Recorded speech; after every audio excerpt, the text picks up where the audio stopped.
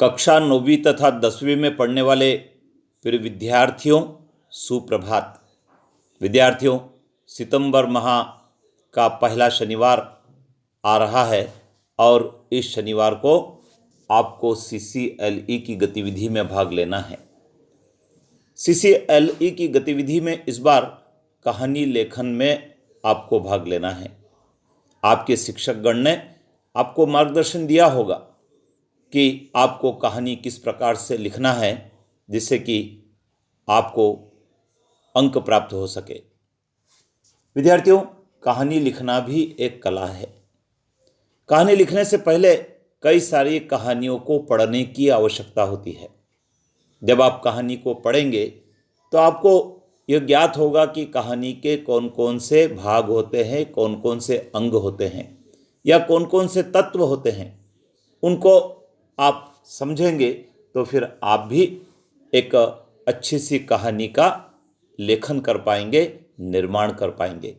तो विद्यार्थियों, जो कहानी होती है उस कहानी का कोई न कोई उद्देश्य होता है। वो जो कहानी है वह कोई न कोई संदेश देती है।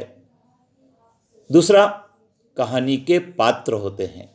ये पात्र 2, 3, 4 की संख्या में भी हो सकते हैं। बिना पात्र के कहानी का निर्माण संभव नहीं होता है। फिर कहानी का कोई क्षेत्र होता है, कोई स्थान होता है, कोई परिसर होता है। उसको केंद्रित करके कहानी का लेखन किया जाता है। वह स्थान मंदिर हो सकता है, गांव हो सकता है, शहर हो सकता है, बगीचा हो सकता है, खेल का मैदान हो सकता है, नदी तालाब हो सकता है, बस रेलगाड़ी हो सकती है। ऐसी कोई भी जगह हो सकती है जिसको केंद्र में रखकर कहानी का लेखन किया जाता है। इसके बाद विद्यार्थियों, कहानी की भाषा आकर्षक होना चाहिए।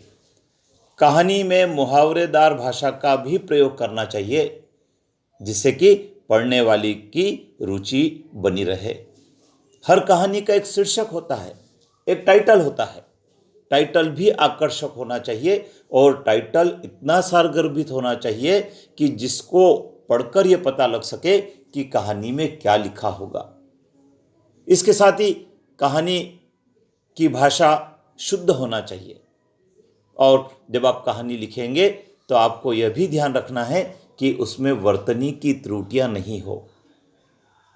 विद्यार्थियों, कहानी प्रेरणा देती है, कहानी शिक्षा देती है, कहानी दिशा देती है कि हमें किस प्रकार से अपने जीवन को चलाना है, किस प्रकार से किसी के प्रति व्यवहार करना है। ये शिक्षा हमें कहानी से मिलती है। तो विद्यार्थियों, आपको एक काल्पनिक कहानी लिखना है। पहले से कोई कहानी उपलब्ध है, आप उसको पढ़ लीजिए और वैसे ही कहानी स्वयं भी बनाने का प्रयास करें तो वह रोचक बनेगी।